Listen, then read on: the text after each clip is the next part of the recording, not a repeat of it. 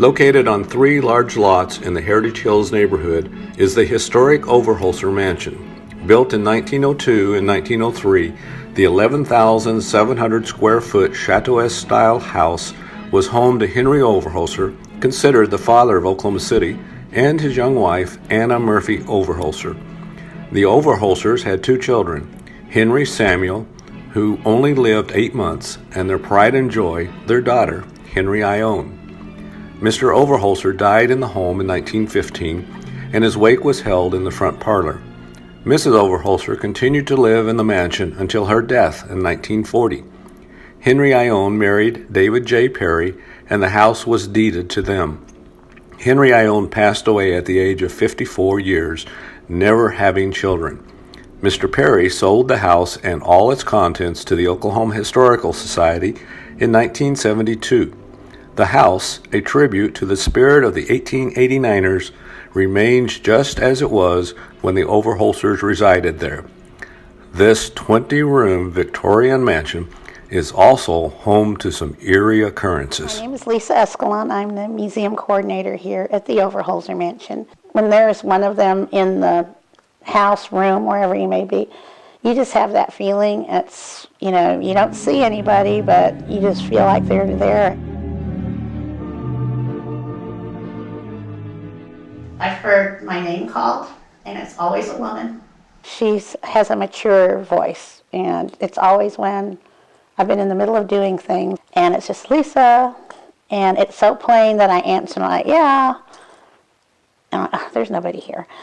I take it to be Mrs. Overholster, and I feel, this is just my feeling, I feel like she's trying to tell me to, fix something on the other floor, maybe dust something, so I'll go over there and look for it.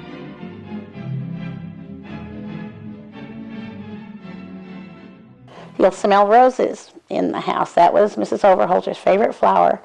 You'll see roses, rose patterns in the carpeting, and they're in the walls and the ceiling, stenciling, various places around the house.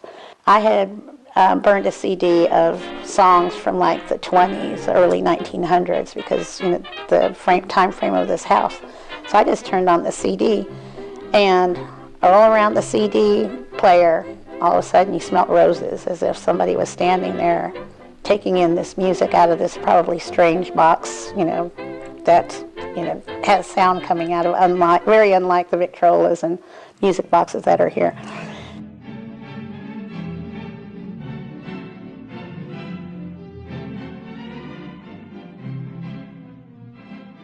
We had a meeting regarding restoration of the windows. Contractors were going to begin work the following morning. We had all left that meeting. I got to my car and put my things in the car, and I happened to look up at the house, and I realized all the lights were still on. So I come back to the house, and I have my routine. I go up to the 3rd floor, work my way down. They had asked me to let security know and the neighbors know that they were coming in the next morning and bringing equipment. And it just slipped my mind until that moment, and I'm looking outside, and I thought, I have to remember to call security before I leave, and the neighbors about the contractors. I can't forget, okay?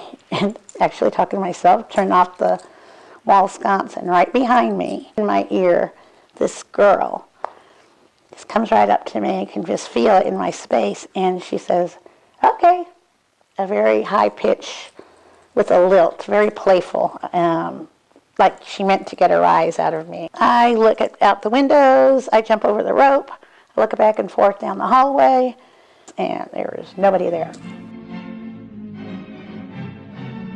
I had a friend of mine here following me through the house one morning. We had come through the 1st floor, and I was going through the kitchen, and she walked through the dining room behind me, and she made a comment about the wear of the carpet. Why, how come they didn't change this carpeting, because it's so worn out? And she walked past me into the butler's pantry, and right when she walked past the door of the butler's pantry, almost hit her, but I caught it, and I just felt like it was Henry Ione.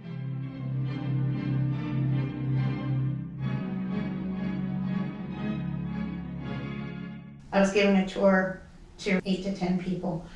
And we had gone to the 3rd floor, and we were coming down the stairs, and I was telling the group that the next room that we would see would be the kitchen, and it's going to be located on the 1st floor behind the stairway.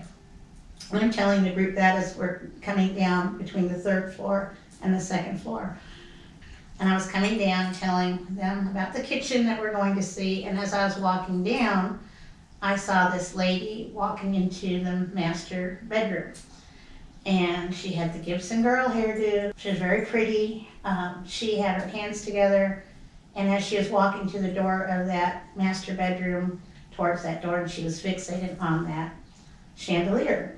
And when I saw her, I looked at her and I said, okay, I get it. She wants to give tours in costume. So they go down the stairs, and I turn back to the hallway, and there's nobody in the hallway.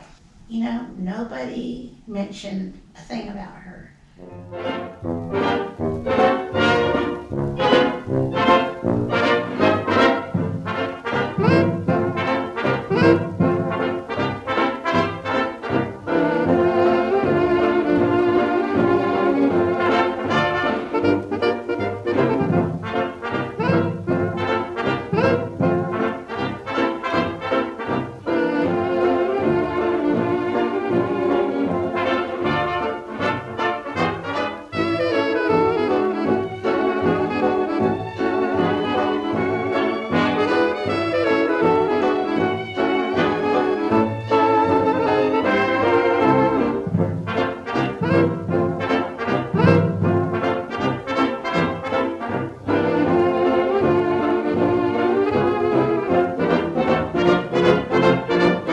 I walked along, my mind was free, and not inclined romantically, when suddenly I stumbled over you and fell in love.